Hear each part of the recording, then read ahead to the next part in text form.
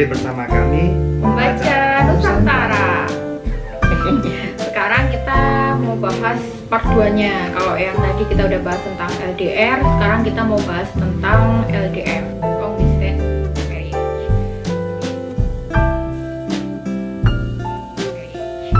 Jadi LDR kita, setelah kita pacaran nih LDR, ternyata nggak berhenti sampai di situ. Kita lanjut ke LDM setelah menikah. Semoga tahun depan Mas Jaya lulus. Amin. Terus kita udah bisa bareng-bareng lagi, sama-sama lagi di tempat yang sama. Yaitu di Malang. Jadi ceritanya setelah kita 2 tahun itu, aku ingat banget dia berangkat itu tanggal 6 Oktober 2017, 1 hari sebelum anniversary tahun kedua. Jadi kita menikah tanggal 7 Oktober 2015, harusnya 2017 7 Oktober itu kita anniversary yang kedua. Dia tanggal 6 nya udah berangkat, dan aku nggak tahu kalau dia itu kesuntikan di tanggal 6. Ngeselin banget. Apa sih yang menjadi alasan-alasan kamu ya, kok kita udah nikah nih, udah seneng-seneng, maksudnya udah seneng-seneng bareng gitu, karena pacaran juga LDR, kok kamu mau kuliah lagi di luar negeri, padahal kan banyak pilihan juga di Indonesia, dan banyak juga beasiswa-beasiswa di Indonesia gitu, tapi kenapa kok pilihnya yang di luar negeri? Pertama tentu saja untuk menunjang karir, karena kita tahu bersama, kalau misalnya nih, aku S3 di UI atau UGM, maka akan menambah sejarawan dengan genre yang sama, atau sejarawan dengan keahlian yang sama. Misalnya kalau di UI secara politik atau secara maritim, misalnya di UGM secara sosial atau secara ekonomi. Maka dari itu aku mencoba untuk mencari di luar negeri. Awalnya aku pengen ke Inggris, tapi terlalu mahal, dan pihak sponsor pada waktu IDB sudah mengangkat Inggris, Australia, Amerika, karena biaya SPP di sana mahal sekali. Dan kalau mau ke Belanda, yang jelas pada waktu itu aku takut karena aku nggak bisa bahasa Belanda pada waktu itu. Dan banyak sejarawan Indonesia yang telah mengkaji misalnya masa kolonial VOC atau Belanda di Indonesia, atau hubungan Indonesia-Belanda pasca proklamasi, itu udah banyak sekali. Nah, aku mencari mana negara yang kira-kira pernah ada hubungan dengan Indonesia dan belum banyak yang belajar ke sana. Nah, setauku yang pernah datang ke Indonesia itu Arab misalnya, atau Gujarat atau India. Dan nggak mungkin aku kuliah di sana karena aku nggak bisa bahasanya. Mungkin Cina juga menarik karena banyak pengaruh Cina di Indonesia, tapi saya nggak tahu kenapa saya pernah belajar bahasa Cina, bahasa Mandarin itu nggak bisa susah untuk menghafal kosakata huruf-hurufnya yang berbeda dengan huruf Latin. Nah, tercetuslah kemudian ke Portugal.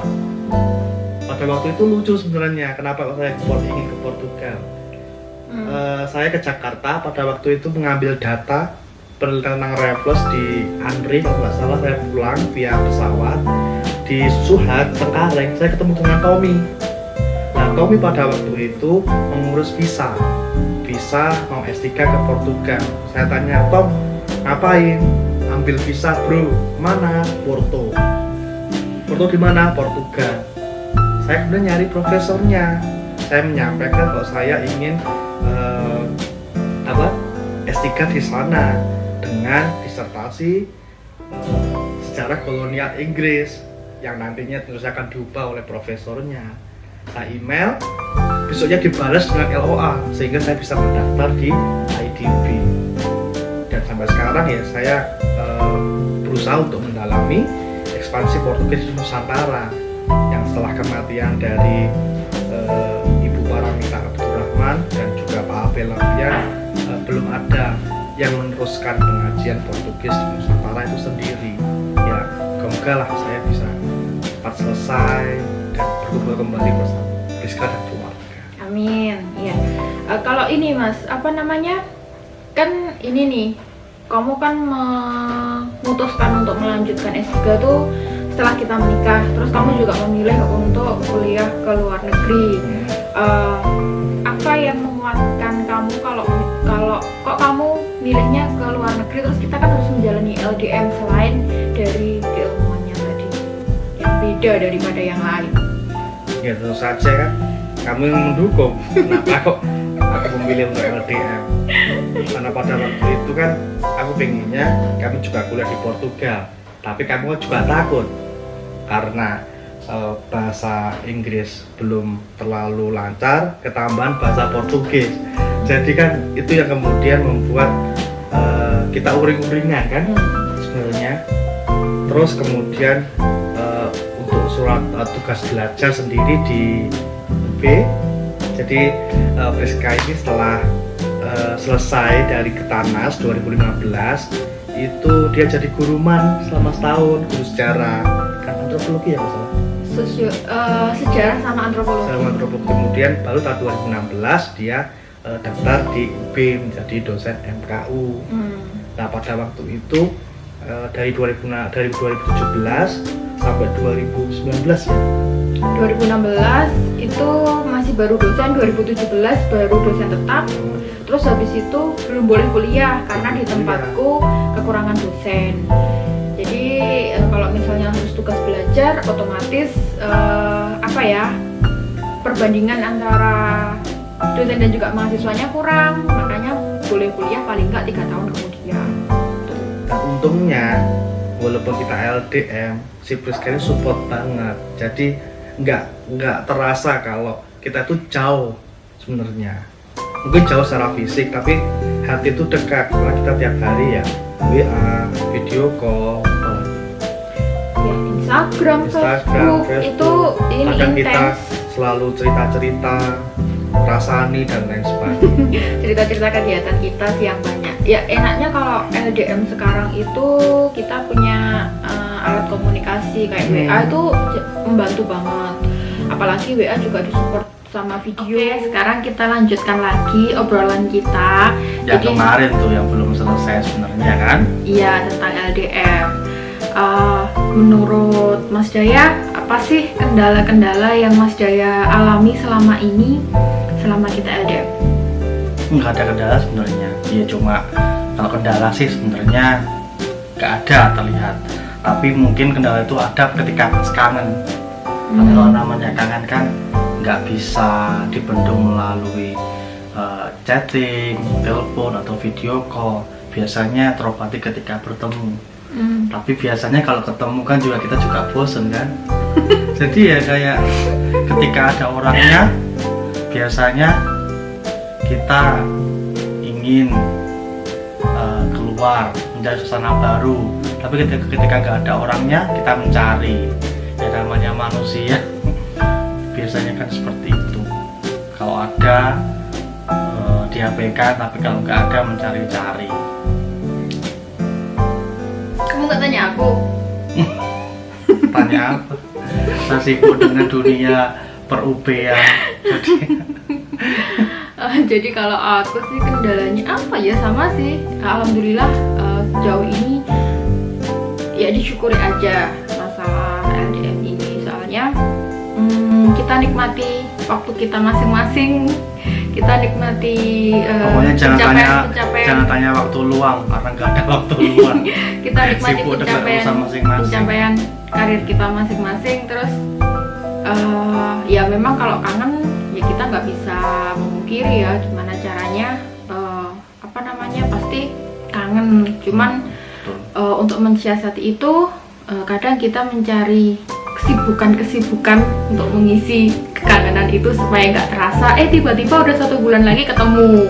Tiba-tiba udah 2 minggu lagi udah ketemu. Tapi lebih tepatnya tuh nggak mencari kesibukan, tapi memang udah sibuk dari sononya. Jadi kadang kita bertemu aja, kadang-kadang kita juga masih sibuk dengan urusan masing-masing. Jadi ya yang dimaksud he time, quality time sendiri juga sebenarnya ambigu sendiri. Karena kalau misalnya kita tetap membawa HP, ya pasti kita akan disibukkan dengan urusan-urusan yang ada di HP itu. walaupun itu hanya sekedar grup WA, sebenarnya itu juga mengurangi waktu kebersamaan kita.